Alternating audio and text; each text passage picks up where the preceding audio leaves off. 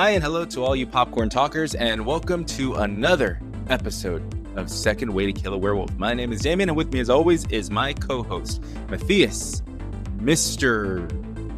Rodriguez. Matthias, how you doing today, man? These are getting better every time we do this, Damien. Fantastic. Doing good. Yeah. Overall good. There was a very emotional World Cup match between Argentina and Cabo Verde that I just watched, where we very almost narrowly lost. So it's been that type of day today, but that's how sports are. Yeah, you don't have to tell me. I'm still bitter over the Spurs-Knicks loss, but it is what it is. And then just to add insult to injury, I hear about Ben Stiller is coming out with a documentary following all of this. I'm like, great, we get to relive this all over again. I hate you. I can understand why there's the appeal. Obviously, I think the last time they won a championship was like 53 years ago or something like that. So, and it's the Knicks, so there you go. I don't know. That's all I'm going to say about that. But yeah, so you said that you've been watching, obviously, the World Cup. Argentina won. When did they play? They played today at like 5. Oh, really? Oh, today. Yeah. I don't know why I thought there weren't. I don't know. Believe it or not, and this is part of the what we've been watching segment. I've been watching a little bit of the World Cup there lately. Believe it or not, I've actually watched I've watched more soccer in the past week than I've watched in my entire life, if you can believe it. And I don't know. I got to say, I think I'm a fan. I still need to learn the rules a lot more in terms of like really knowing like, okay, wait, why is he shooting a penalty? Because like in basketball, it's pretty easy. You get a foul, you get a free throw. You know what I mean? Mm-hmm. In soccer, it's a little, especially because I have no previous experience whatsoever. So it's a little more difficult for me to understand in a way what's going on. But I'm following it enough to really get that sensation, that excitement when I'm like, oh, wow, they're getting towards the goal. And, you can see them trying to make it. And then, the goal comes out, which is cool. I like it. I enjoy it. It's a lot of fun. It's been fun. And I have to say, I think I'm a new found soccer fan, dare I say it. But yeah, just thought I'd share that little bit of news with you, man. Well, let's get you a jersey then. All right, then. You know what? I have been going.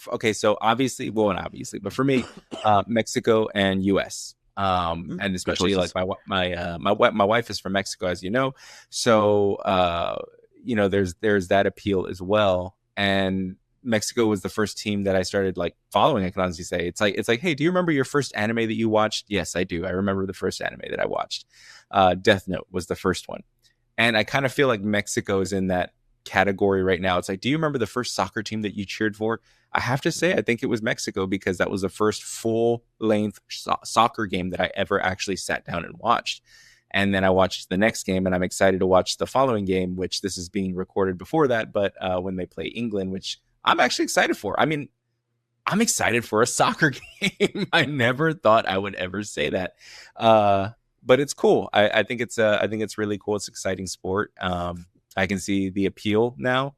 Maybe just getting exposed to it a little bit more helps. But then there's also the U.S., because, hey, I want to represent my country as well.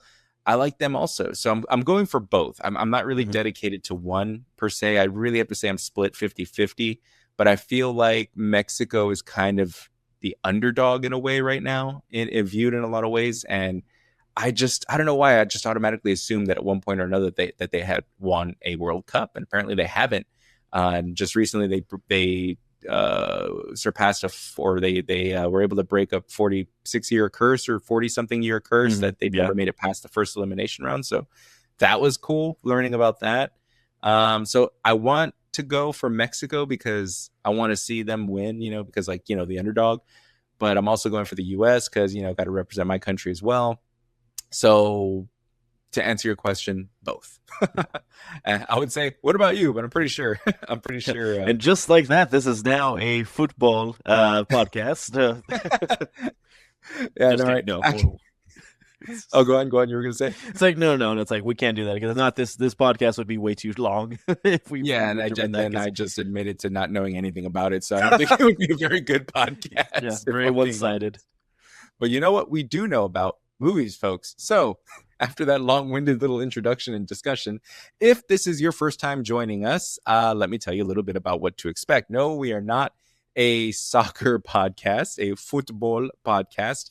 We are a podcast dedicated to covering all things pop culture and movies, TV shows, and pretty much anything that's streaming that grabs our attention. Throughout the show, we'll bring up some topics, lend our voices to opinions, and hopefully that will lead to engaging with you all in the future on our social media platform on Instagram and TikTok at Second Way to Kill a Werewolf, where we encourage you to post any comments or questions that you may have about the show.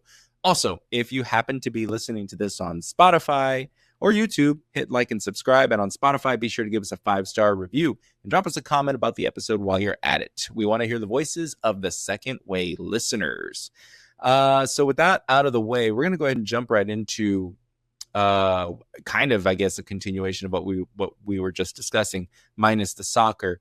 But what we've been watching. I like to kick off these episodes just to kind of, decompress a little bit and just be like, hey, you know what have you been watching that's just been kind of your go-to for the week or so? Was it a movie? Was it a series? Did you revisit something? Is it something new? Did you go to the theaters? Stuff like that. So with that, I'm going to go ahead and lead off and say that I've been kind of doing this time machine travel thing lately. No, I haven't been watching Doctor Who. Never seen a single episode of Doctor Who. But by that, I mean, I'm revisiting old shows. I find myself revisiting old series that I really enjoyed back then and kind of going back and just revisiting them really. Like I started with, I would say, Game of Thrones at one point. I finished that. And then I moved on to Sons of Anarchy. I finished that. Both shows still hold up. Sons of Anarchy, mwah, chef's kiss. What can I say? One of my favorite shows, actually my favorite show of all time. And then now I started going back to watch Vikings, which if you haven't seen Vikings and if you're the type of person that enjoys that type of historical representation in terms of Viking culture and things like that, and just their expeditions and exploring, and then obviously the fighting, the violence, and all of that stuff. It's all there. I mean, this show has it all: romance, fighting, everything else that I can't name off the top of my head because my memory sucks. But it has it, if you can think of it. And let's see what else was there. Vikings. It still holds up. I'm on season 5 right now, and it's such a great show. The characters are very just very rich with expression, I guess, and they're very, very well developed characters, I would say, especially obviously the main one, Ragnar Lothbrok, who is you see where he started and then where he's kind of going, and you see that transition of character, so that it's important to see that. And I've said this before on the show, where you want to see a character that is going to go on a journey, not just start one way and end the exact same way. You can end the same situation, I guess, but your character has to go through a growth phase, and that they do that very, very well with this character, and they make it make sense. That it's not just like, I think South Park said it in terms of the South Park creator said it in terms of story development. They said you can't just have something like good script writing and storytelling isn't that this happens, then this happens, then this happens. It's this happens, which leads to this happening, that eventually leads to this happening because this is happening. It can't just be a series of events that make that don't help to move the narrative or push the story forward. Mm-hmm. And with him, yes, you find himself in some like crazy situations, but it's also well defined, and there's reason behind it, not just he's going to do it. So yeah, I've been revisiting that. And recently, I also started dipping my toe in The Strain. Did you ever watch that one, Matthias, The Strain? It was on FX, right? Yes. Like a long time ago, back in the cable days. Yeah, seriously, though. I think I caught like 1 or 2 episodes, and I just couldn't get really into it. I don't know what it is, because I mean, it's up there with what I like. It's like it's got like sort of like the vampire tones. I think, did Guillermo del Toro produce or create this? I forget. Yes, it was him as well as another, because it was an original, I want to say a novel that was a pairing of the two, Guillermo del Toro and another writer, which I feel bad for not remembering. And it's a very well known writer too. I want to say Chuck. No, it wouldn't be Chuck Palahniuk, the writer of the movie with Brad Pitt and Edward Norton that I can't think of right now. Fight Club. Yeah, Fight Club. It's not. I don't think it's him, unless it might be him. I don't know. But in any case, I think it still holds up. It's definitely a series that I find myself hitting next, and I'm just like, yeah, this is the show. Some of the acting, and some of the line deliveries are not maybe as well, and I don't remember them being this way. Not that I ended watching that show the first time and was like, wow, I'm blown away. The script is amazing. The story, you watch it because it's a bunch of vampire stuff, and I'm not going to say no to that, but it's very, very entertaining enough for me to go back and want to revisit the series as a whole. So there you go. But that's a cap off on what I've been watching. What about you, Matthias? What have you been, what's been grabbing your attention lately? So for me, one of my little guilty pleasures, I guess, of what I like in terms of programming, I like shows about traveling. Now, Okay. I don't like shows necessarily that are like, hey, you should go to this place and, see all the stuff that everybody else has seen or that you can access online and see, countless, different variations of, or like people that are ready to, I like Mhm. shows that kind of focus about more of like the cultural significance and history, as well as, taking a walk off the beaten path. So what I've been watching lately, because I remember a long time ago, I used to watch it quite regularly when it was on cable, but I'm rewatching a lot of Anthony Bourdain's No Reservations Nice. Yeah. episodes. So like the old ones that started like in like the early 2000s.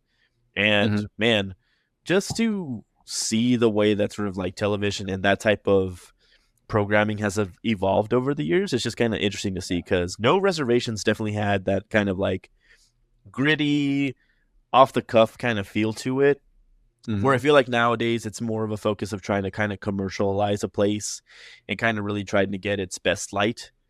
Whereas, with Anthony Bourdain, considering, his background and how he is as like as a chef, and also him dealing with his own personal demons, with, substance abuse and with like depression, he Yeah. very much goes into like the soul of a place and doesn't stray away from like talking about not just the good, unknown parts of it, and like his other show, Parts Unknown, but also like sort of expressing a lot of like the elements of a place that can be seen as seedy or seen as a little bit kind of like probably scary to like the average person, but with the context that he gives about it, and the sort of way that he kind of like paints it in a different light, it gives you an idea of like traveling. Yes, it's supposed to be about broadening your horizons and kind of like looking into a place from just an outside perspective, but to give it a little bit of respect, and to kind of also see it in a way to where if you lived here, if you were a resident of this place and all stuff, like you would find what you might find as sort of odd or out of place. To them, it's just the day to day, and there's something to celebrate in that. And there's something about kind of keeping those, those secrets of a place intact, so that people can still appreciate, like just the little things about it, instead of having to be so commercialized or so accessible, I guess, so to speak. But yeah, I've been watching a lot of those lately, and honestly, I'm just like, man, it's like not only do I sort of like really, really want to go to these places and all that stuff, especially like as I get older, I'm kind of like, man, I should travel more. But Yeah. it also makes me miss Anthony Bourdain. I just feel like his perspective on things was just one of a kind. Yeah. He was an avid jujitsu enthusiast in his later years as well, if I'm Mm-hmm. not mistaken, which was really impressive, because it was inspiring as well, because it wasn't something that he had just picked or that he had been doing his whole life and just, had it committed to memory. It was something that he dedicated himself to in his later years. I don't know how old he was before he passed, but jujitsu was something that he had practiced. I would say this is just a shot in the dark, maybe the last 5 years of his life, maybe even Mm-hmm. less, which is impressive to be at an older age and still take on something new. It's actually really inspiring, I find. So that was always something I remember about him. The show, I never really watched No Reservations. I caught a few episodes here and there. The one that I followed mostly was that Bizarre Foods, which, you know, that Oh series. yeah, with Andrew Zimmern. Yeah, I watched those too. Yeah. Yeah. Yeah, it was always fun, and that's another series much like that I can go back and revisit. And I attribute a lot of my cooking, I don't know, love of cooking and grilling and all that stuff. A lot of it happened from like the Food Network and just seeing all that and the different celebrities that came out in those shows. Like they all had their run. Yeah, like I remember when Chopped was this huge thing. Mm-hmm.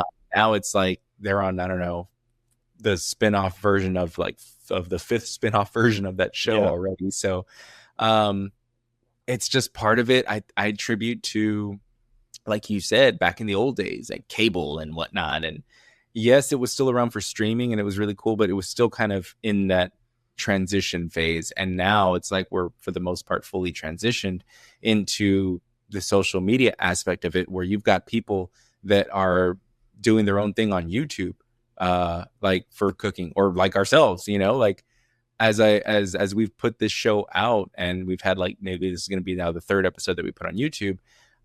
It's pretty impressive, or it's not impressive, but I mean, it's pretty cool, I should say, to see something that you know, that you create on YouTube. And I didn't have to go through, I don't know, like contracts and all of this stuff and everything, and sign this form and do this and meet with this person. And it's just, there's so much power given to creators now that to take it the rest of the way is really up to you if you're willing to work towards it. But if you're not, then of course, you know, you're not going to post anything. So it's kind of refreshing to see that it's basically there. The opportunity is there if you want to take it, versus all of this like red tape that you'd have to go through back in the day. I mean, how would you even get a show like ours to the mass amounts of people that it is? Like, you do, it reminds me of Wayne's World, you know, like you'd have to go to a studio and, you know, find a channel, public cable access and all that stuff. And here, you know, do it right from our house,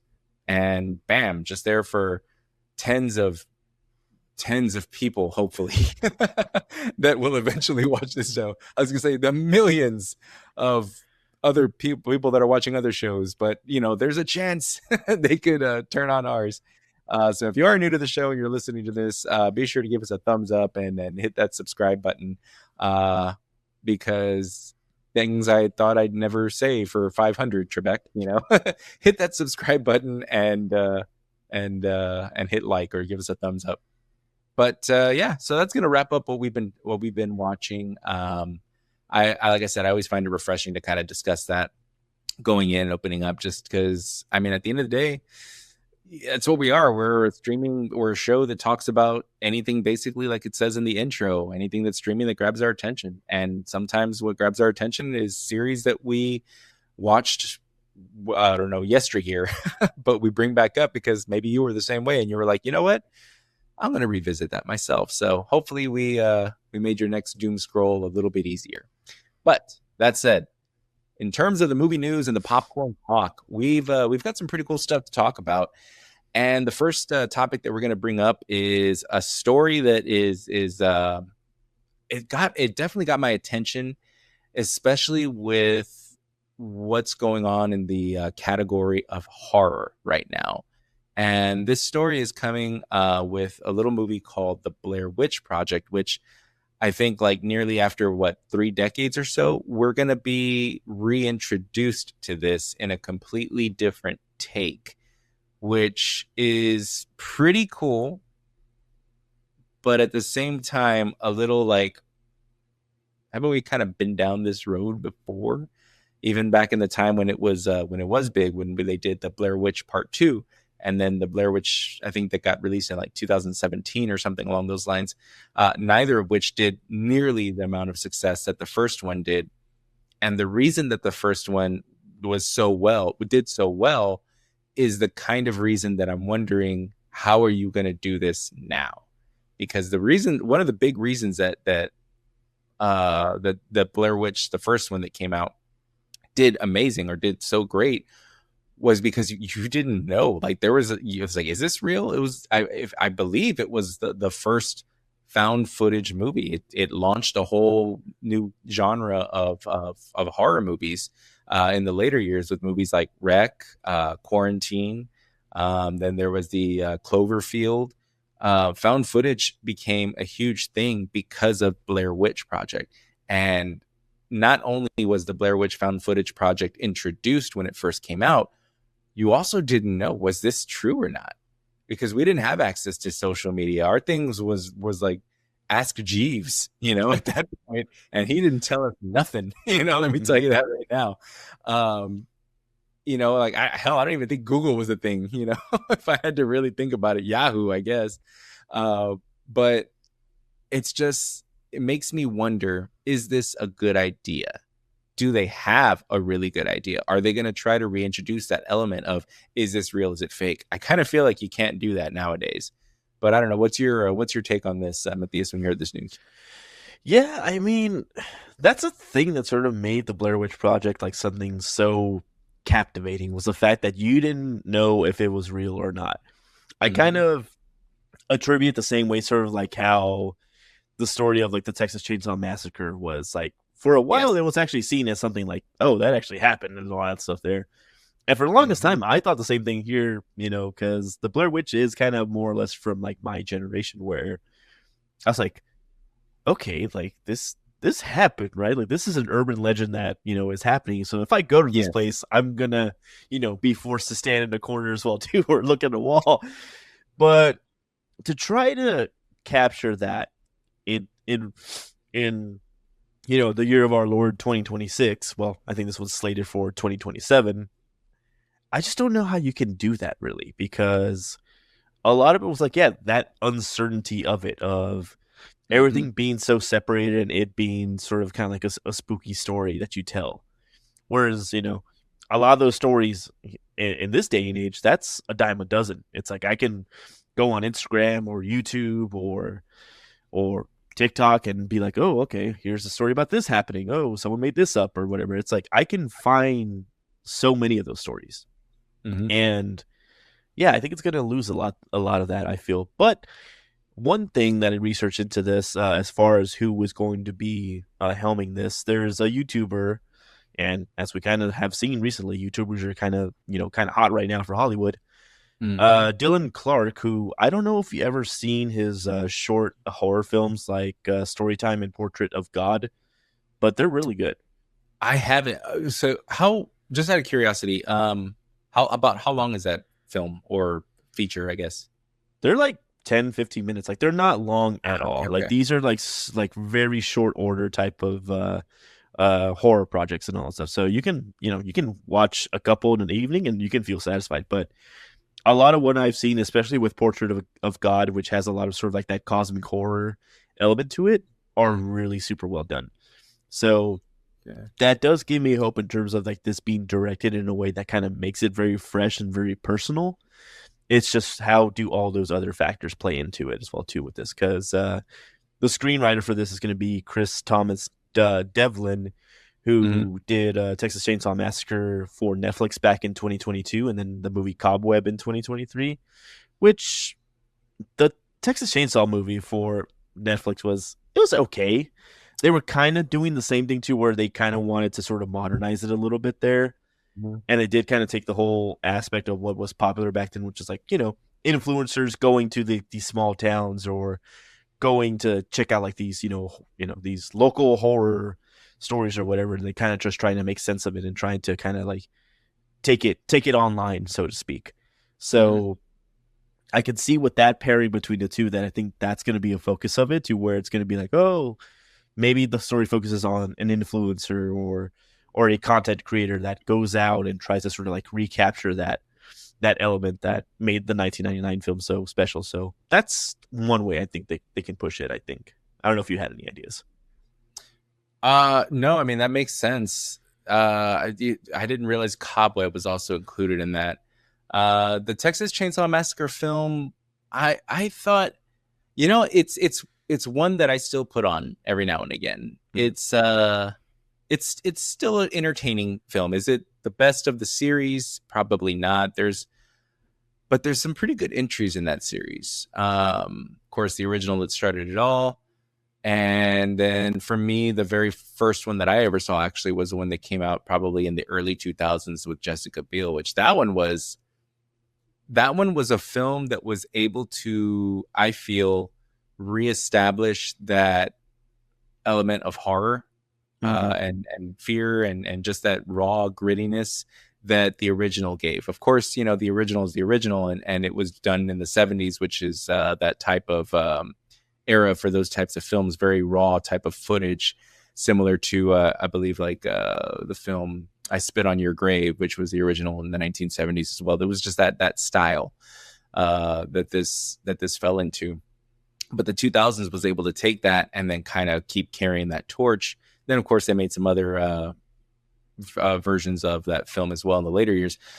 But then, of course, the one that you mentioned, which was written by the screenplay by Chris Thomas, Devlin, it wasn't great, but it wasn't horrible. It was okay. It was like some of the characters were a little like, I don't know, but ultimately, it's still a movie that I'll turn on randomly here and there. It's still a pretty good film. So taking that and Cobweb, I didn't really like. I think Cobweb was one of those movies that I kind of just was interested in because it was at a time when we were not getting very many films out. I believe it was still during the getting Hollywood back up and running after like the strikes, the quarantine, et cetera, et cetera. And we weren't getting very many things to watch at that time. There was that movie, I think Imaginary was another one that came out that I was just like, oh, it's new. All right, watch, buy, purchased, here we go. And Cobweb was kind of another one of those as well, which it was okay, I guess. Both of those films, I don't really remember that clearly. So I guess that kind of tells you something. But yeah, between those two, the Texas Chainsaw Massacre remake, I kind of liked that one. It had its moments. I liked the moment, especially when you had Leatherface in the bus with the influencers that were there, and it was just like, I'm canceling you, man. It was just like, oh yeah, cancel this, And for those of you that don't know, he proceeded to wield his chainsaw and go, So in my best sound effect, that's what that was. Thank you, I nailed it. I know I really need a sound effects board. But yeah, so the Blair Witch, I think that's a good idea that you had as far as the influencer route. I feel like that's something that relates to this day and age. That there might still be able to be that, is this real? Is it not, in a sense? Maybe not fully like the way it was back then, but maybe, I don't know, break the fourth wall. No, maybe not break the fourth wall. I don't know. To be honest, I'm just like, the fact that they're bringing the original, I think, actors and the original creative team as well to this is something to be said, because it could be one or two things. Either they really do want their input on things, or they're just kind of putting their name to this film to kind of get that nostalgia and that, hey, guess what? This is going to be a part of it now too. These so-and-so is going to be a part of it. And maybe it just adds to the marketing, part of it. I don't know. There's a couple of different ways that they could go about it. But as I understand it, this reboot is going to be backed by Lionsgate alongside with a partnership of Blumhouse Productions and Atomic Monsters. So the additional producers are going to be Jason Blum, James Wan, Roy Lee, Adam Hendricks, and Greg Gilreath. So it's going to be a big swing to revive a huge influential franchise, really, and bring it and introduce it to a new generation. It's just, is this generation interested in something like that? Hell, is even the generation that inspired, or that was of that era, of that time, are they even interested in this? But we are going to find out by next year, because this movie is going to be coming out next year. We're in 2026, folks, and this movie is coming out September 24th, 2027. And this is going to be a full reboot. This isn't going to be a sequel. This isn't going to be a prequel. It has my interest at the very least. And the other thing, actually, you know what? I was about to kind of close that topic out, but before I do, here's another thing that this movie really pioneered in. we understand that in horror and comedy, but for the sake of this conversation, we're concentrating on horror. You go low. You want to, how do we say? Typically, the budgets are lower for movies associated with horror. It's a that niche genre really, and the budgets that are associated with this usually come in fairly low. And if you have a hit on your hands, I mean, that's the margin of profit is that much higher because of the fact that your budget was so low, including marketing and everything. So we're seeing that kind of come to terms again, typically with movies like Evil Dead Rise, when that one came out. And most recently, of course, Obsession, which I believe had a $750,000 budget and pulled in, I want to say like somewhere upwards of around 300 million or so. Impressive. I mean, amazing, really. 750,000, and then you made that much more money on it, 300 million. I mean, geez, that's crazy.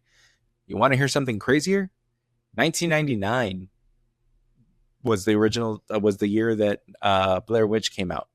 I don't know if you know this in your research or if you had a chance. If you don't know the answer, that's okay. I'll tell you. But take a guess at how much the budget was for the Blair Witch 1999. I saw two figures. One of them I saw was, and this is like before post-production editing and marketing, I think was like about $35,000 to $60,000 or something like that. I know it was like a super low, like it was like, hey, that's the price of like a new car, sort of, in this Basically. year. Seriously. I mean, $60,000 was that budget on this film, and it brought in approximately $250 million. So That's again, crazy. Obsession, impressive, especially this day and age, because you're competing with so many different things, as we've established, which is why I don't really go with the whole adjust for inflation type of deal, because the same variables weren't present. Like, I guess you could adjust for inflation for movies that were like maybe 2 or 3 years ago if you want to do that, but or within the era. But if you're talking about a movie that came out in 1999, people went to go see those movies in 1999 because, you know, there wasn't streaming. There weren't as many other competitive factors involved nowadays. So, or back then. So for it to have a budget of 60,000 and pull in that much, is the ROI is just crazy. The return on investment there. It doesn't take away from the impressiveness of Obsession, but I mean, 60,000 versus 750,000. Here's the thing with that. Found footage and a great idea and amazing marketing is what really took this movie and just took it to the next level. Mm-hmm. Can that be repeated now? Are they going to have that type of niche behind them to be able to carry in? Because I'm very, very curious to see what the first marketing is going to be like for this film. Is it going to be something that is going to be found footage again? Or is it going to be something that just, I don't know, is just a regular, you know, follow the character type of movie as opposed to the found footage? Because I feel like if you're going to do a complete reboot, you have to go back to that. You can't have a story that's just following characters in the traditional movie, you know, type of scene. You have to have that found footage. Or maybe you do a combination of both. Maybe that's the thing. Maybe you do 80-20. Maybe it's 80% found footage, 20%, or vice versa. I don't know. What's your opinion on that, Matthias? Yeah, I think the strength of this is going to be in the marketing campaign and in how it's going to be presented.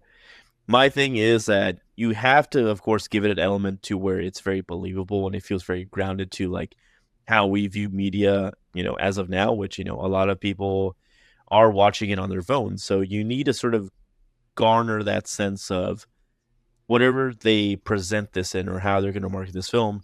It has to be something that you would probably come across like on TikTok or on Instagram or whatever. It's like, maybe that's what they can do. They can start just sort of like throwing out like small reels or small clips, you know, and don't even like, you know, really present them in any sort of way to where it seems like this is like movie marketing. Like just kind of make it just like a random thing. Like, hey, somebody posted this whole thing. It's like a shot of the forest or this weird figurine or whatever, you know, in some sort of cabin. Like go back to that sort of thing to where there's just no explanation or context. Like it's just an image or just a short video, and that's all you do.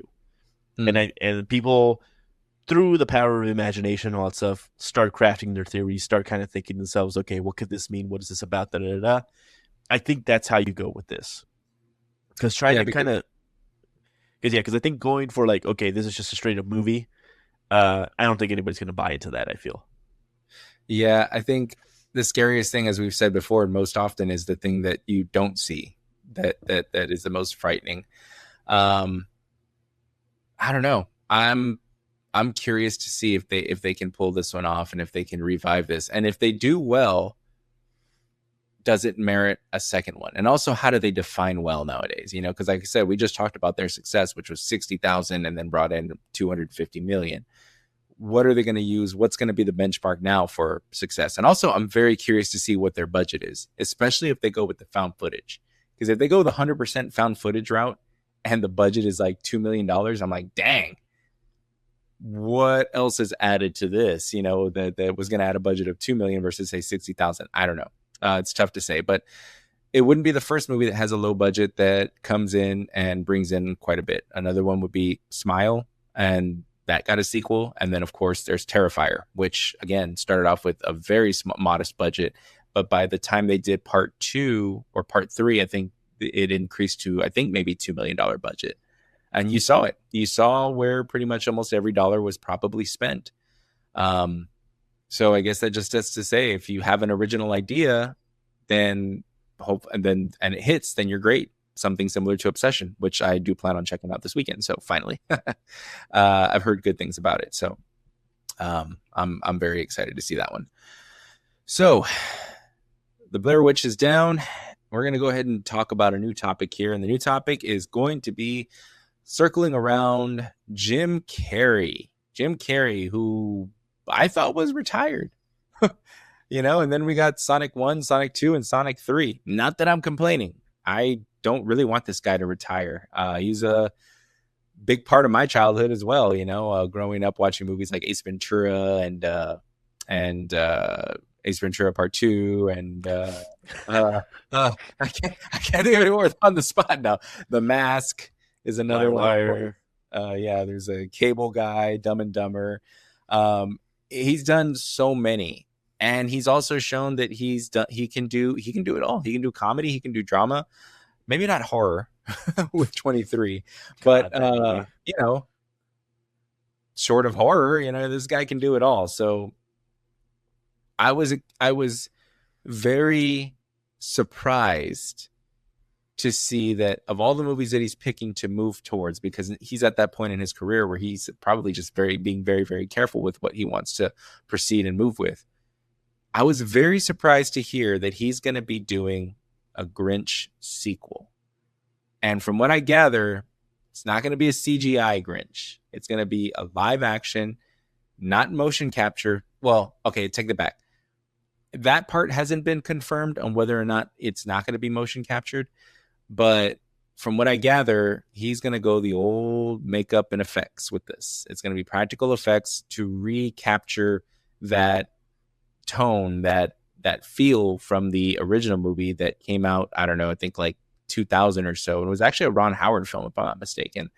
Oh man, time just goes by so fast. It's insane. I mean, hell, even though the animated version that came out was in 2018. I mean, that's going on 10 years practically being there. So a 2000 film, 26 years. And now we've got Jim Carrey, who, from what I always heard, was not very adamant about wanting to do a follow-up, specifically because of the fact of the makeup. And it wasn't a very comfortable experience. And as we've all heard from actors like Colin Farrell and I don't know, I can't think of somebody else I think we talked about in the last episode as well, to sit in a chair for 5 or 6 hours. I know it sounds like to me or you that we work our, you know, regular jobs and get paid our regular wages, and these guys are making, I don't know, $5 million, you know, or whatever it is, or more for just sitting on the chair. It sounds like Cry Me a River, and I'm going to say Cry Me a River because anybody in their right mind, they would say like, hey, we're going to give you $5 million. You just need to sit in this chair for 5 hours a day for at least 3 months. Yes. Okay. $5 million. You got it. You know, I'm there. But it's also one of those things though, until you walk a mile in their shoes, it's tough.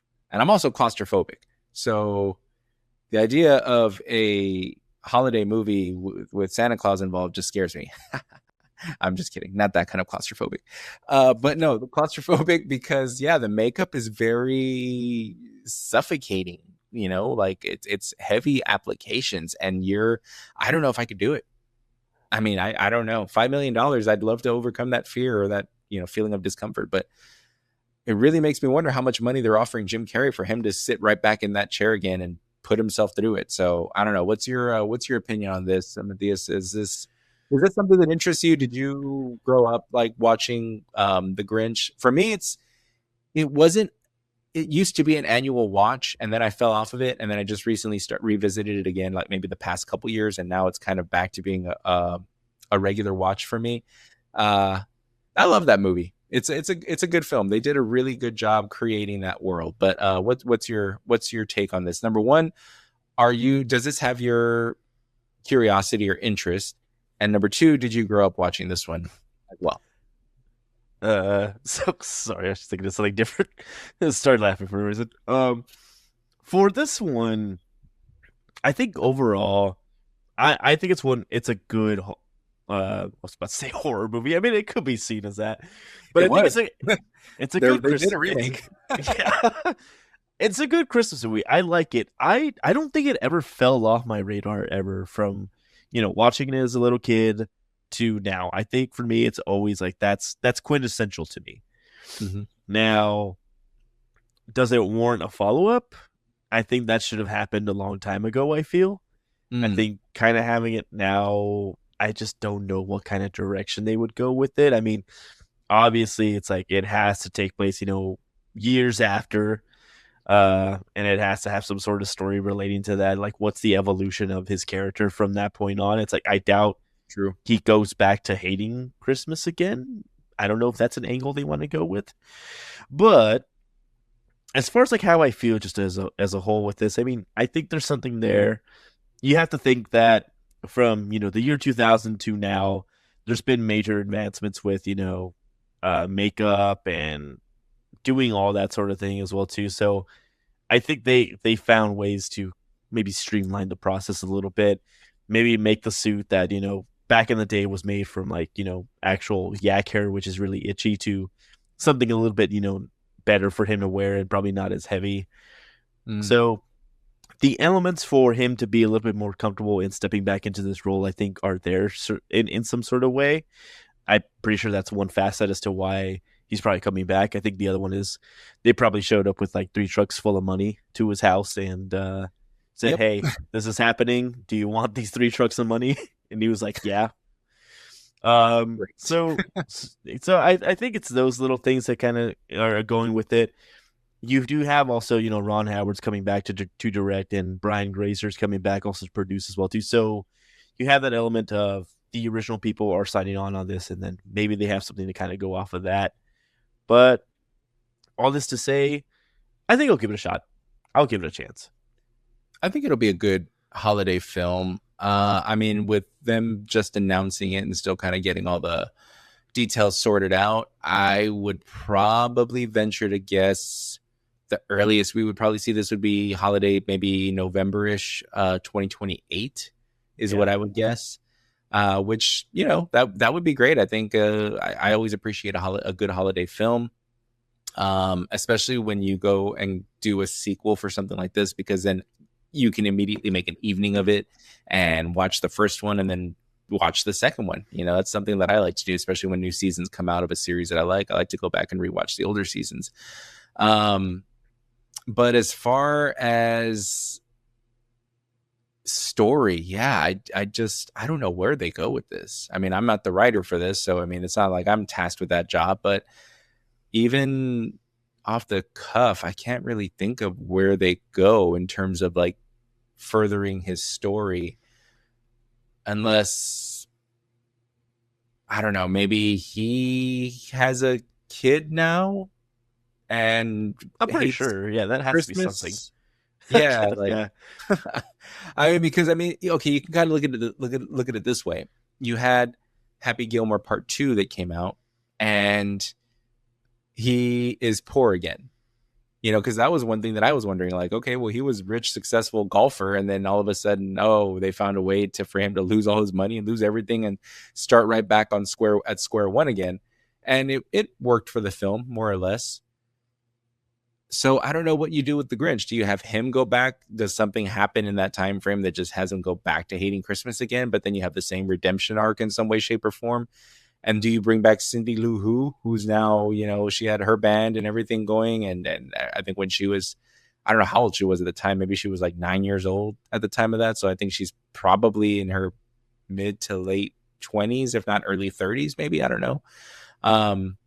Molly Shannon was also in that, so yeah, they actually had quite a bit of well-known cast members that are in there. So I'm wondering who is all going to be coming back. But that said, if you're going to go for something like this, you have to get everybody, including the actress who played little Cindy Lou Who. I feel like if you're going to bank on the nostalgia, I'm not going to say that Jim Carrey isn't enough, but you want to make sure that you're crossing all the T's and dotting all the lowercase J's on this. You know what I mean? So I don't know. I guess we'll see where that's going to end up. Budget on that was 123 million in that time frame, and worldwide box office was 345 million. So, it was successful. It wasn't like a major, huge, amazing 500 million or higher type of deal, but it did well enough to. I don't think it's that it did well enough to merit a sequel, and this probably answers your question maybe as to why they didn't do it earlier, although it still would make sense that they did it earlier. But I feel like they're banking on the potential cult following that this has, in a way. It hasn't died yet. People are still talking about it. So with Jim Carrey off of his success with the Sonic films, he's the key. I mean, for sure, you don't move this forward without him. You don't get another actor to replace him, obviously. But even that, you still have to get him to get back into the suit. As great as he is, he needs to go back into the suit.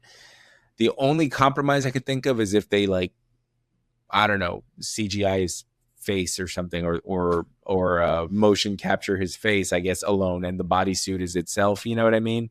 That's the only thing I could think of if they work it out. But even then, you've got to go all in. Either way, I'm curious, and I'll probably check it out when it comes out. So that's going to bring us to our next story here, and it's going to be back into the realm of AI, because Google and A24 of all studios they are working together right now in a partnership to develop an AI-powered filmmaking tool, specifically Google Gemini. And the first thing that they're basically wanting to share with everyone is that this isn't, like I've said before, this isn't a takeover. It's a tool for use. Things like storyboarding, set development, things like that. All the stuff that happens, before you're ready to start, before cameras are ready to roll type of deal. So at the end of the day, it's something that's going to make their lives easier. But for storyboarding, like we discussed before with the Martin Scorsese story, where he was kind of doing the same thing, does this get the ball rolling with putting a few more people out of work? I don't know. What do you think with these? Yeah, so I mean, like many other people on the internet, I was really surprised to hear this in terms of, like, I didn't think A24 would be a studio that would kind of like bite down on something like this, with sort of allowing AI, considering, they're known for their focus on, like, the art house feel of filmmaking and kind of taking that old, Hollywood route and stuff like that, of like giving small directors like these sort of really big chances and really big budgets to kind of create a story that's super unique and new. But as all things, and as we always talk about on this show, we are noticing that AI is taking a much bigger role in the role of filmmaking. We are seeing it sort of become a focus now, and a focus it is. I mean, Google's investing 75 million into this partnership and trying to see what they can do with that, and a lot of it is about streamlining the process of storyboarding, which I unfortunately, don't have any sort of like sense of context or anything like that. I don't know what is all involved in terms of like doing storyboarding for films or television or anything like that. So for me, it's like I can't speak in any sort of sense of authority. It's like how long it takes, how much manpower is involved in the process. Like I just plain don't know. Yeah. But for me, one thing that sort of kind of sets this apart from to where I'm not coming at this at an angle to where I'm thinking like this is just totally, ruining the industry in a sense. And I am coming to this from thinking about how to really properly define it. Because one thing that's important to distinguish here is that this doesn't mean that Google gets access to any A24's like content library or data or anything like that at all. So for them, this is strictly about sort of creating the whole infrastructure and sort of like the workflow for A24, essentially, when it comes to projects in the future. The other thing that I think is also important as well, too, with this is that I think there has to be a distinction made between talking about generative AI and machine learning AI, which machine learning is very different in terms of like it is more or less that you're curating a computer for the much like a computerized mind, and you're kind of feeding it specific type of information. You're kind of feeding it like stuff that is actually curated and is supposed to help it learn almost the same way like a human mind does. Or if you're a young kid and you start learning things from books, from teachers, from stuff like that, it's like it's all more specific information. It's not copying itself from other like types of works or other different people's like actual work essentially there. So it's acting more autonomously from data processing and becoming accurate over time. Because the deep dive that I did with this is that applications like that do exist already with storyboarding. There's already stuff like Copycat, there's like Topaz, there's DaVinci Resolve, there's Lightroom. There's stuff like that utilizes machine learning that is supposed to streamline the process a bit more, that is supposed to help storyboarders with kind of cutting out all of that tedious workflow of having to do all this editing, having to do all this like trial and error when it comes to storyboarding. And I feel when it comes to sort of explaining that and kind of creating that distinction with it, with DeepMind, with Google's DeepMind, I don't know like what sort of side of this it falls, but I think if they were a little bit more clear as to like what aspect they're kind of entertaining with this whole partnership, I think that would help people understand it a bit better, to where this isn't like Gen AI where it's like, okay, draw me a picture of a dog, or hey, go ahead and draw me a picture of a pyramid, and it ends up being, I don't know, something like exact from like a movie like The Pyramid from The Mummy or something like that. It's more where it's like the machine, just through its processing, it's just learning itself, or it's taking all analytical data and historical data and making something of it. So I don't know. I think for this one, it should be more of a wait and see kind of perspective. I'm not ready to just say, hey, guess what, A24, I'm not going to watch your movies anymore. I'm not going to support you anymore. I want to see at what level they can be transparent with something like this. See, I'm ready to say A24. I'm not now. I'm kidding. You were saying them with this, or sorry? No, I mean, yeah. For me, it's like I'm not ready to make that, but I don't think anybody is stupid for doing so. Like, I think depending on where you fall on this whole, discourse of AI and stuff like that, you can make that decision of not wanting to sort of patronize any industry or any company or whatever if they go that route. So seeing a lot of people kind of have that reaction about like, oh, well, this means, this is the death of A24. I understand. Like, I get that whole perspective of like, this does seem like a slap in the face to all those people that loved a lot of the work that they already did. But considering how much this is getting put into different studios and all that stuff, I mean, we already talked about the whole Martin Scorsese thing. I just kind of want to see where this goes and kind of start drawing conclusions from that. If I start noticing, oh yeah, they're going whole hog with all this stuff, and it's people are losing their jobs by the thousands, if not, hundreds of thousands, and movies just end up being just terrible, just AI slop, then okay. Then that is the consequence of using a technology like this that is diluting the industry, and that is essentially, the death of creativity. Yeah. But I don't think we're there yet. I think we still need to see if the kinks can be worked out. But I talked at length about this. What about you, Damien? What's your thoughts? I think that as long as I think that as long as it stays in the realm of a tool and not a takeover, Mm-hmm. I mean, I say I'm okay with this, but again, it's not my job that's on the line. I don't know how this affects Hollywood specifically in terms of like, planning for the movies, all the aspects that come along with that. Basically, all the parts that this is going to be helping with, primarily storyboarding, which is the big thing. I don't know how taxing and grueling that process is. Never had to do it, but from what I gather, I would assume if there was a way to be able to storyboard faster and have really good details and with some of these applications to be able to specify, oh, but I want a wide shot, and it just does it. I mean, that's why wouldn't you want that?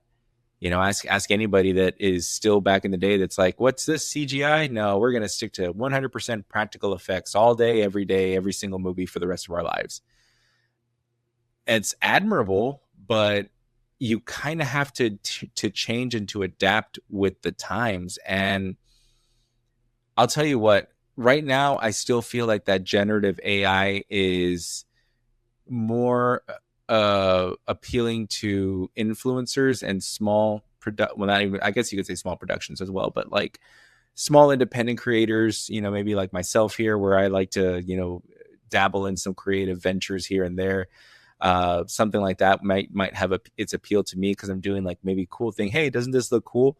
But I'm not putting full on, movie production saying, create me a character and another character, and they're having a discussion about this, but make it in the style of a Tarantino dialogue and, make the movie about a heist or something. And then bam, push enter, and then a movie's made. Like I'm not going to say that we're never going to get there. We potentially could get there with as fast as technology moves, maybe in the next 20 years, maybe even in the next 10 years. But the question remains, will people want to view it, or does it take away from the value of it? Like, you could buy a painting.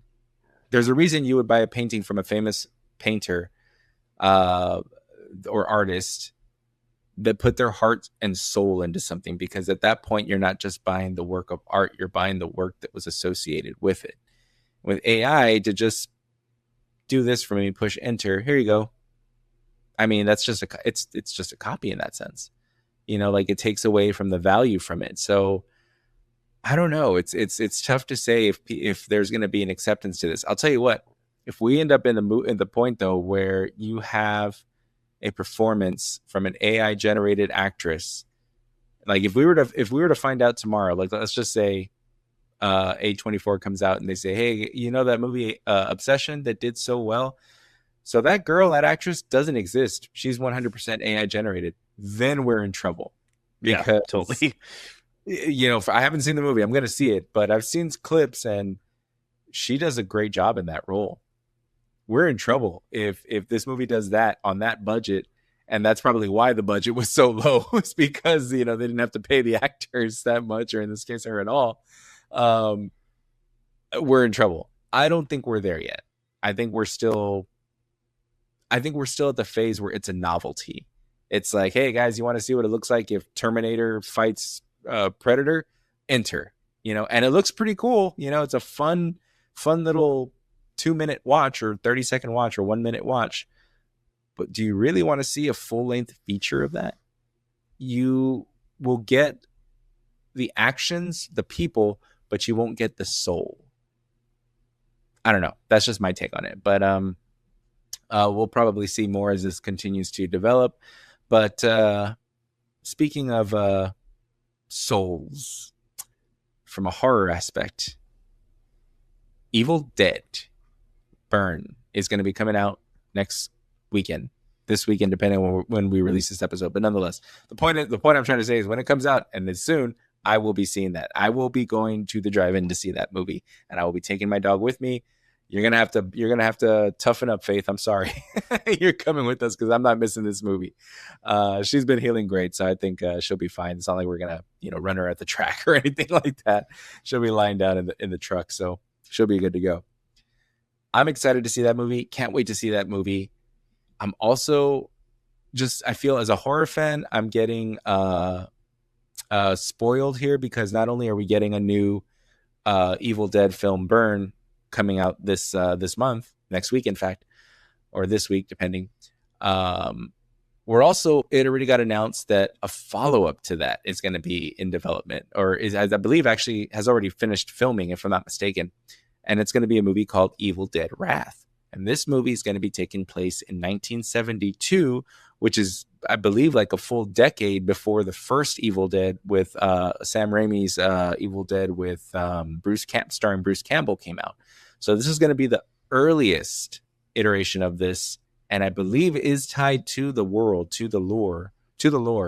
Um, as I understand it, of course, that could change. You never know. But as I understand it, it is going to be tied to the timeline, and it's going to be the earliest one now set in 1972, which they've also talked about going back to that raw type of footage in terms of the cinematography of this, which also has my attention.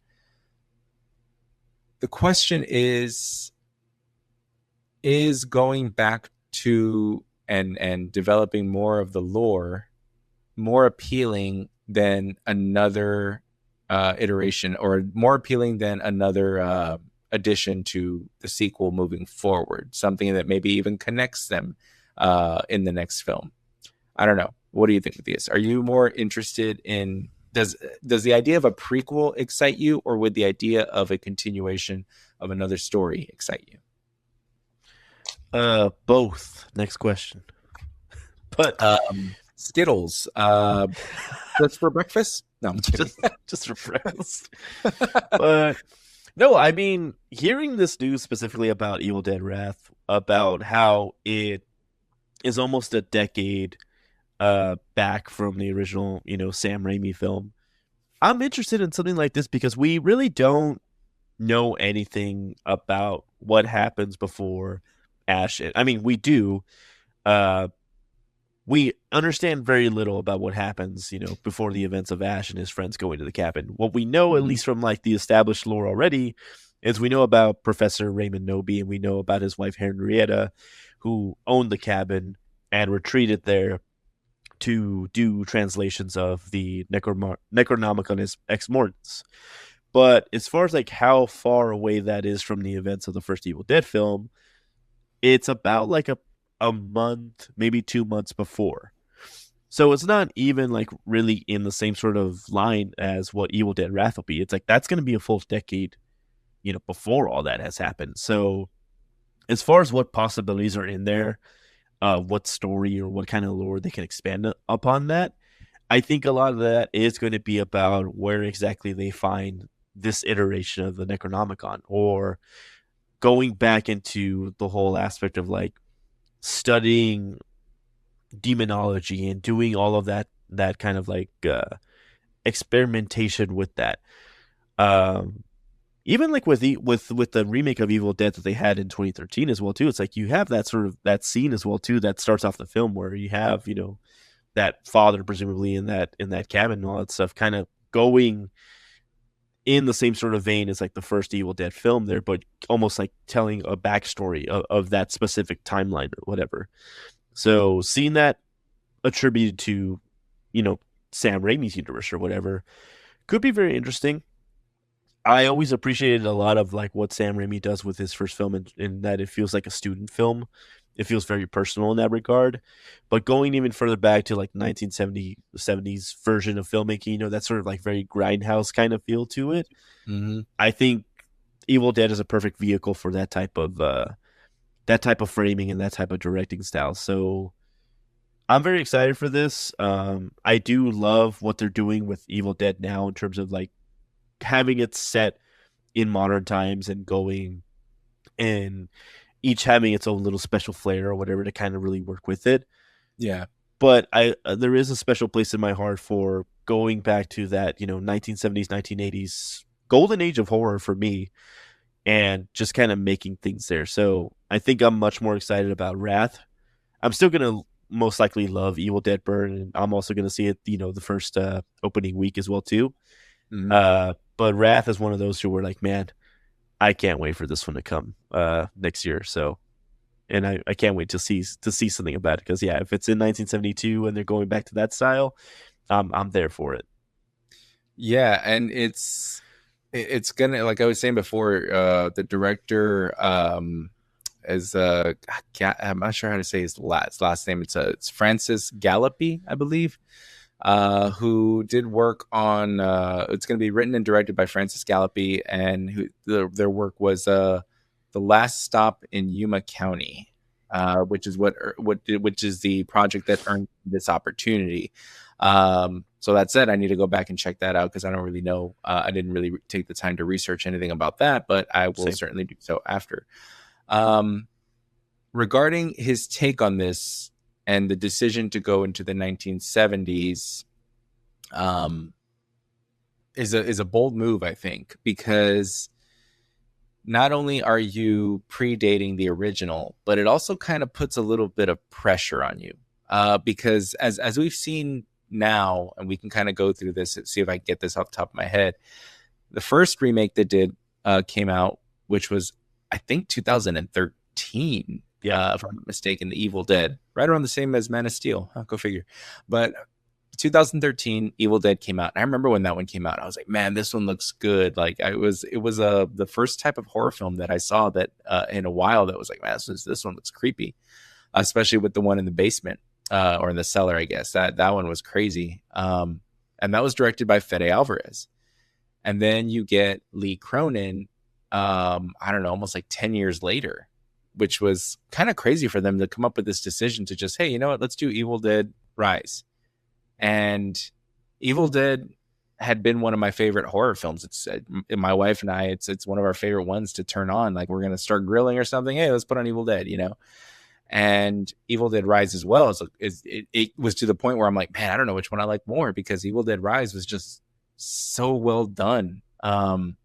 The atmosphere that they were able to create in that apartment building just added to that suffocating feeling of just feeling trapped and where do you go, And then now we get Evil Dead Burn, and which is going to be I forget his first name, but last name Vanacek, who's going to be taking the torch. And from what I can tell from the trailers, this looks pretty good. This looks like a really good film. Now you're going to pass the torch again to a new director who's taking this back to the 70s. And not only does it put pressure on you, especially if Burn comes out and is another huge success, you want to be able to, not drop it, not drop the ball.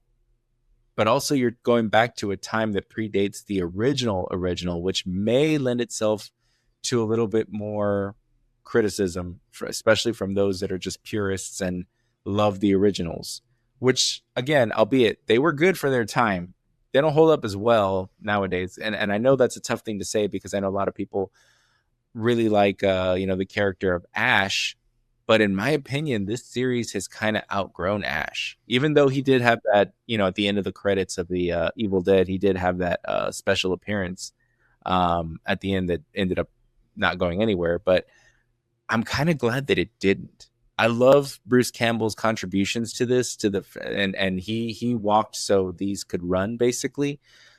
But I feel like this series of films has outgrown that type of character or that type of character, I'll say. I don't know. What about you, Matthias? Am I saying something horrible, or do you kind of like agree, or you could take it or leave it? Yeah, so for me, I've always enjoyed the first Evil Dead.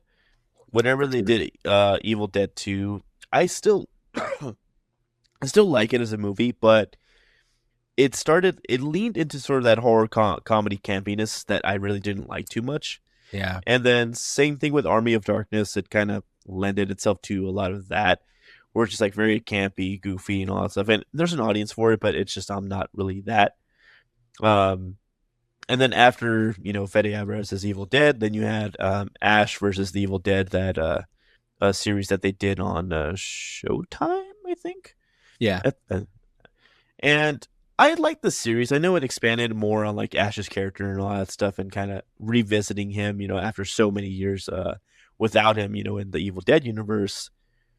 But I think there is something to be said that as much as he is an icon with it, I think it's sort of kind of going back and kind of focusing more on, the demons and the Necronomicon and all that stuff. I think that is really what's helping this franchise continue and thrive, because you could do so much with the Necronomicon and the concept of Evil Dead than you can do with Ash as a character in it.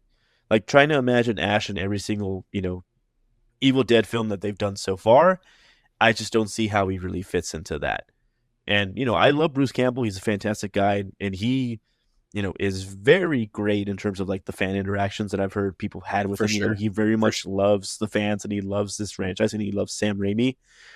But yeah, I think it's gone to where a lot of these films are doing just fine, like really without him. And that's not to knock him. It's just that the stories and the sort of freedom that they have with it just work a lot better in that context there. And he still loves the franchise too. I mean, he with a lot of these, he either comes on as a producer or an executive producer or whatever, or he's just kind of there to just like hype up the film to the fans and be like, hey, I'm not in this, but check it out. It's still part of like, my franchise. So I think for me, it's like, yeah, I'm liking the direction that they're going with this. I hope that they still stick with that. As far as like what lore direction they go with Wrath, I think it will be contentious. I think there's some people that are really going to hold on to, well, this didn't happen because, Sam Raimi said this, or, hey, this happened in the comics, so this doesn't make any sense, or, hey, technically, Army of Darkness is like the first Evil Dead film, or at least the first sort of like lore-driven film, in the franchise, so it doesn't make sense. People will make up anything to kind of complain about it. But for me, I'm excited for it, and I'm ready to see like what they have. But yeah, it is putting a lot of pressure on this new director to really kind of show up and see what he can do with this lore, if he's wanted to sort of go in a different direction entirely, or if he's just going to add to the lore that Sam Raimi wanted to establish, or maybe Sam Raimi's giving him notes to sort of expand upon. So who knows? We're a year out, so I'm pretty sure we'll hear something about this probably maybe towards the end of this year, if I had to guess. Yeah, and here's a question: do you bring back previous directors to do another version, or do you just keep this trend going of hiring a new director with a new vision on a regular basis? And also, if you do bring back a previous director to work on the next installment, do they work on something that's going to connect directly to their story that they told, or do they tell a brand new story? We've already seen Lee Cronin. The reason I ask this is we saw Lee Cronin's The Mummy, which was loosely tied to the story with the Necronomicon, I believe, which was a great film as well. I enjoyed that one actually quite a bit. But it made me wonder, do you bring them back to do another one? Does Fede Alvarez come back and just do another installment? Is it a continuation of the previous story, or does he tell something new? I don't know. What do you think about that, Matthias? I mean, I always held the opinion of, whenever I saw Lee Cronin's The Mummy, I felt, man, this doesn't really work as like a mummy movie, but this would be a really killer Evil Dead film. And I really feel like it does feel like a repurposed Evil Dead film.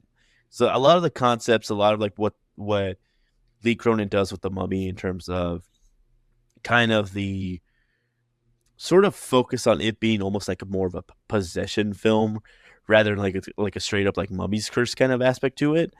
It's like, man, it's like a lot of these, kill scenes or like these, these like spooky moments would work really, really well if this was an actual Evil Dead film that he was continuing on. And I think the early concepts of it probably was like, hey, if they call me back after the success of Evil Dead Rise, like this is the next Evil Dead film I want to do. So he probably started, concepting and, all that stuff for it. But then, they told him, hey, unfortunately, it's not going to be you. But he probably just had so much to work with that he was like, okay, well, I can repurpose it into this Mummy movie. I would have loved to see, I think, a continuation. I would have, I think, been delighted if he was actually tapped on to direct Burn, because I think he would have honestly connected the story of Rise with that, or at least have it be a follow-up. As far as the direction they're doing now, where it's like it's a new director for each one, I like that. I think for that gives it a little bit of more flavor, so that there's not so much pressure in having to sort of like do follow-ups and kind of say like, hey, this is the exact same tone you have to hit this with. You have to have the same story beats. You have to have this and this and this. I think it's more freeing to kind of just say, hey, your concept for this is it's Evil Dead. There has to be a Necronomicon. There has to be Deadites. There has to be crazy kills and a whole bunch of gore. But as far as the story, characters, settings, you do you.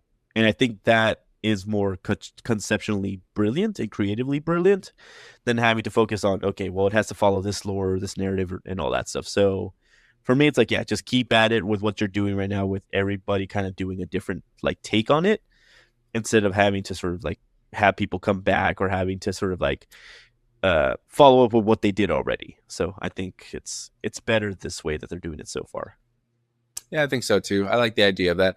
I would be interested if they brought back Lee Cronin specifically and he was going to do a continuation of his story. I wouldn't mind seeing maybe something if you could bring back that character of maybe not the aunt, but the youngest daughter, because by this point she's probably a little bit older. I don't know what kind of story you would involve her in, or if this would continue on, going after her, or you would bring her in as somebody who has knowledge of what the new person is facing and is now the person that's going to help in that sense. I don't know how much older she is now, but or by the time an idea like that will come to fruition. But that's one idea to kind of throw out there. But yeah, so I guess as more information develops on that, we'll be sure to report it. But that said, that's going to bring us to our last topic here. And our last topic is a little depressing, and I gotta admit that I really missed the mark on this one. I went into this thinking that Supergirl was going to potentially do the same, if not even more than Superman. I was dead wrong, folks. Dead wrong. It stumbled out the gate horribly bad. And it really has killed the franchise's momentum, the DCU. It's kind of stalled their momentum. I'm not saying, raise the alarm, it's all over, James Gunn is out, they're bringing somebody else in. No, not at all. You're not going to base the success of this off of one film, stumbling a little bit. But you are going to go back, I would assume, and start analyzing what can we fix, what can we adjust to move forward for the next ones, because we also have Clayface coming out in October. And I feel like if that one works out well, which I have a feeling that it is, because one of the reasons that this Supergirl film didn't work out too well, and Matthias, you've seen this one as well, I haven't yet. But what I've heard is that the script just was not good. Some of the development of these characters were not very well. Specifically, I believe Krem, I think, is the character. Some criticisms on his performance. Millie Alcock was a good performer, but she didn't really have much to work with in terms of the stories. What I'm told, or is what I've heard. Is what I've been told by executive producers that were attached to this film. James Gunn calls me on a regular basis to get my opinion. So it really comes down to, I think, the script. And one of the other things that I've heard, which is because we're just gonna full disclosure, we're gonna kind of go like all over the place with this. No spoilers, but especially because I haven't seen it yet. But it's kind of just a combination of things. Number one, the script, for sure. It didn't really work out too well. The director, from what I understand, didn't even really read the source material and actually just got the shots needed or whatever from the script itself. Why would you do that? Yeah. No. And the other thing that is a little disheartening is that James Gunn himself stated quality matters, that nothing would get approved, nothing would move forward until it had a solid script, which is why I was very confident in this project going forward. And I just had a feeling back then that, when I had said that, oh yeah, this one's going to do great, it could potentially do this much, I just timed that with also the increase in the attendance at the movies. So I really thought that there was going to be more of an audience for this now than there was last year. And I was wrong, or I was kind of right. but the audience didn't go see Supergirl. They went to continue to go see Toy Story 5, which in its second weekend, I think, still did double what Supergirl did in its premiere, which I think the weekend premiere domestic did like 38 or so. It's a little troubling. And I mentioned script in terms of the being the problem, and the reason I'm not too worried about I was gonna say Scarface. The reason I'm not too worried about Clayface is because the script was actually written by, or at least the first portion of it or something along those lines was actually written by Mike Flanagan, excellent scriptwriter. I'm not worried about him. Tried and true and tested, and he has an amazing filmography to support him.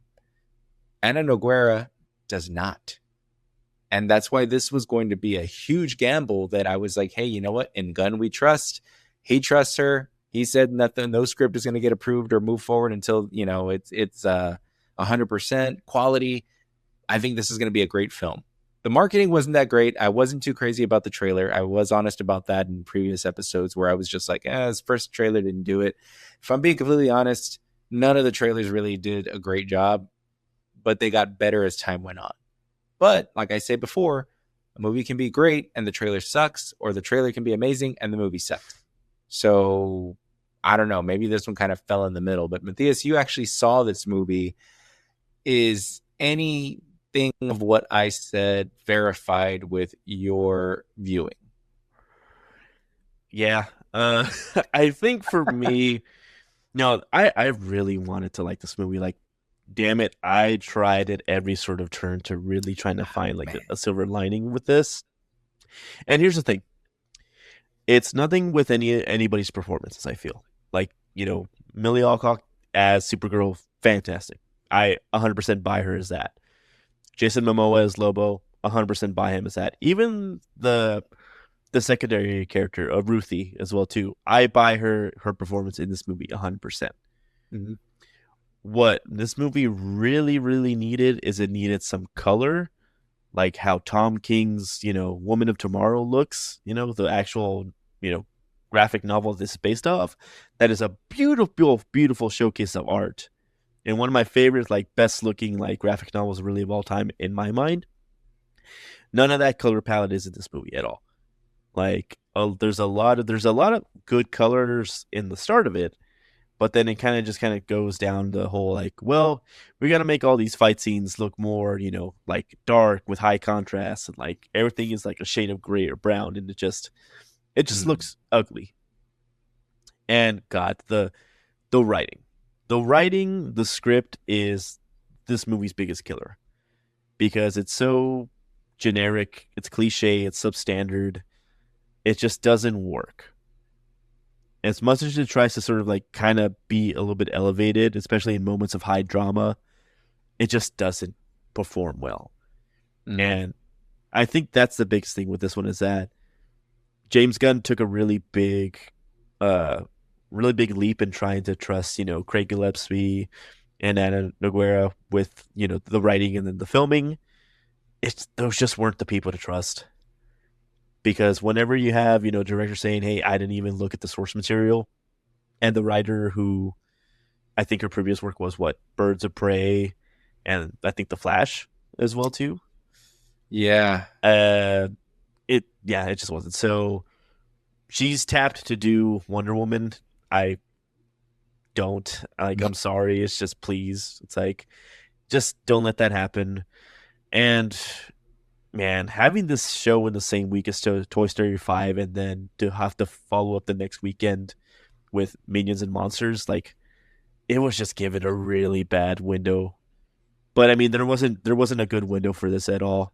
Because then after that is Spider-Man Brand New Day. And there's just no way to compete with that at all. So no. I think this was a perfect storm of just stuff just didn't work out. I hope it doesn't turn them off to having Supergirl. I mean, I think she's supposed to be in Man of Tomorrow. Like, I think that's almost guaranteed. But I hope it doesn't just give them the wrong message of like, hey, female-led film, superhero films, don't work. I think that's not the case. I think you just really need to trust in everybody else, and you need to have a solid writer and a solid director who reads the damn source material. Because if they had followed the source material, or if Gunn even directed and I think wrote this, we would be having a very different conversation. So, Yeah. And that's part of the problem though too. Well, it's like a couple of things that you had mentioned too with, like you were saying, like female-led superhero films. It's right up there with the same concept of people saying, you know, the superhero movie fatigue. It's not that there's superhero movie fatigue, and it's not that a superhero movie led by a woman can't succeed either. It's just at the end of the day, you need the stars to align. You could have had, you know, hell, look at The Flash. The Flash was a male-led movie, and that didn't do too great. It was actually a pretty good movie. It didn't do too great. Morbius, Kraven the Hunter. You know, these are all movies that were the male-led heroes, I guess you could say, or anti-heroes or whatever, and they just didn't work. The thing that worked for the other films was you just had a good movie. Bottom line, that's what it comes down to. Script, directing, all that stuff, all the elements that came together to make that movie work were not present here. Now, if you had that and the actress, the let's say Millie Alcock came in this and just, you know, sucked, then that would be a different story in terms of her performance individually. Not saying that, you see, that's why a female-led, you know, superhero movie doesn't work. It's not that. I mean, Wonder Woman itself is a statement to that. With Gal Gadot, Gal Gadot, no less. You know, like, who isn't really that strong of an actress, but Wonder Woman was a great movie. That was the movie that restored hope in that portion of the DCEU. And then after that, unfortunately, things didn't continue to get better, but it is what it is. So I don't know. I think that one of the things is he definitely needs to check on this in terms of whether or not they're going to continue with this screenwriter for Wonder Woman. I think you kind of need to either change direction, or I don't know. I don't know what the mark is. I mean, it's like James Gunn coming in to review the script and everything and provide notes and all that is one thing, but it's still based off of him. You know, it's like, at what level are we considering James Gunn the best screenwriter ever? You know what I mean? Like, he could still come in, make some changes, and it still just doesn't work. But if he has to come in and write the whole thing, then he needs to make a choice. Is he going to be the CEO of DC Studios, or is he going to be creating and directing all of these movies himself? Because Superman was a success, 125 million domestic opening. Supergirl was not, 37.1 million domestic opening. At what point are you the CEO, and at what point are you the creator? Because he's gonna have to make that choice. And this was part of the reason that this was another thing of my concern, was really leaning heavy into the Superman portion of the launch. All things super, like Superman, Supergirl, Superman, Man of Tomorrow, coming up, you know, next year, which I'm not saying that that's going to be bad. I mean, again, it's going to be James Gunn, but again, I wasn't that impressed with Superman, and that was written and directed by James Gunn. I mean, I'm not saying that I represent the majority, clearly not, but I'm just saying you're going to need to get some experienced writers in there to be able to make this work, and directors as well. I'd be curious to see if he would ever be willing to get two things. Number one, I don't think this early. I wonder if he would ever be open to having Zack Snyder come back and direct a film. And number two, I wonder if he'd ever be open to having Jon Favreau come in and direct a film. I'd be really interested to see what Jon Favreau does and what superhero or movie he would want to work with. But I'd also be curious to see what a Zack Snyder film would be in the DCU, because I feel like that's something that I don't know if that would be a great thing or a bad thing. And again, it depends on the script, because Zack Snyder's not a great script writer either. But you pair him up with somebody and he can just concentrate on visuals and do a story like that. I don't know. Maybe he comes in and directs a Flash movie when they finally introduce that. Who knows?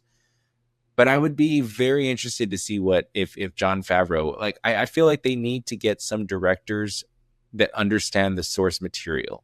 Because if you're not understanding the source material and basing it off of that, you've got to be able to adapt. Like, don't get me wrong, take creative liberties, but the category of the best adapted screenplays in the Oscars for a reason, because it's a talent to be able to do that and put it on screen.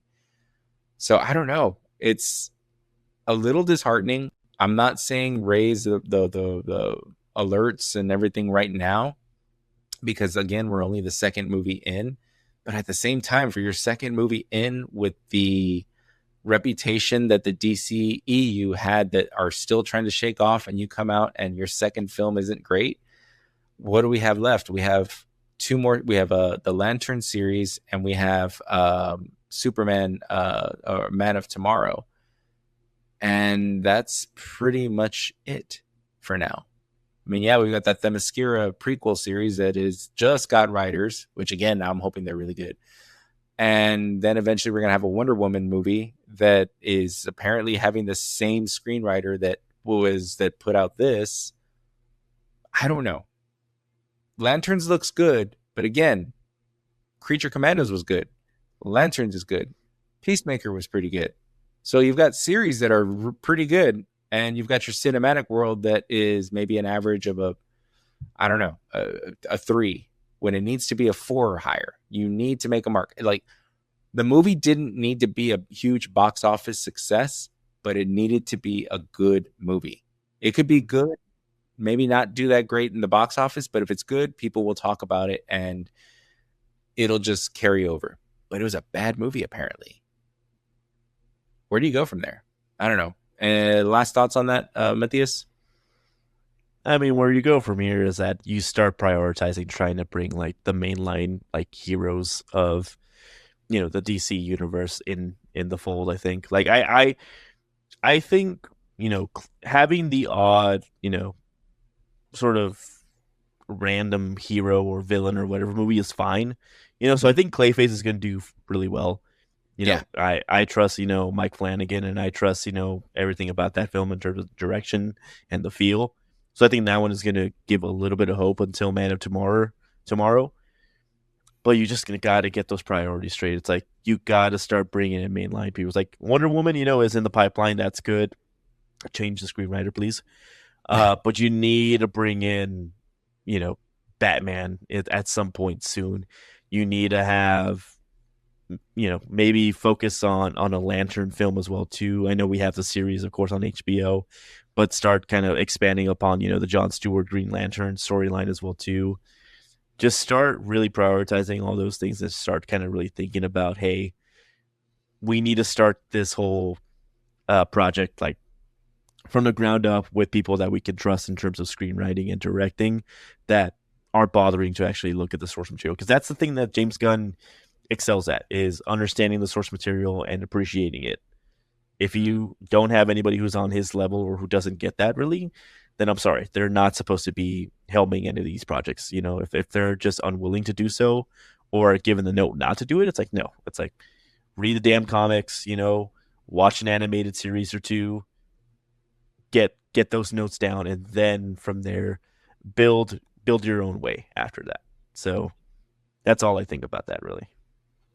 Yeah, I mean, I'd like to say that this is an isolated incident, and like we said, we've got Clayface coming out next. Now, if that one sucks, I'm gonna say that they need to reassess and see where they're going with this. That said, I feel pretty strongly that it's not, and I know that I just got through saying that a trailer could be great and the movie sucks.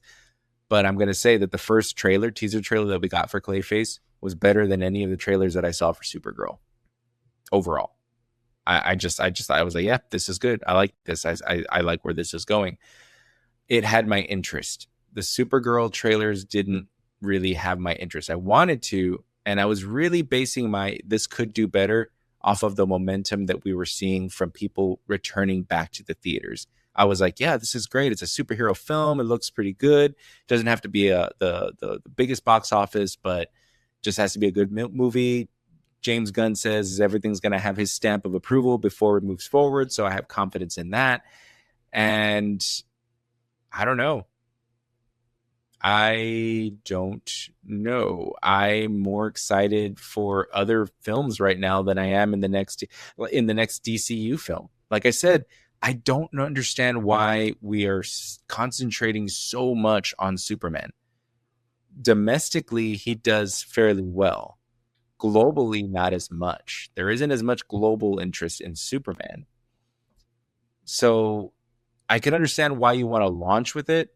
And maybe, like I said, even with Supergirl, sure. But now your third movie in the entry is another Superman movie. I don't know. Yeah. Are people going to have to shake off the bitter taste of Supergirl? They're going to go into Superman hoping that it's good. Even though I know James Gunn didn't direct Supergirl himself, it's still attached. I feel like a movie in between that, not a series, not Lanterns, a movie in between that could build to something might help. I'm not saying that they have to copy the Marvel thing where, hey, you know what? The idea of Samuel L. Jackson coming out at the end of the movie saying, hey, I'm working on something, an initiative, the Avengers, and then it led to the next thing and the next trailer. Like, I could understand why you don't have to emulate that, but I feel like the audiences need that extra pull to know that they're building towards something. I mean, I again, they're playing the long game. You know, they've got time. This is the second movie, so I get it.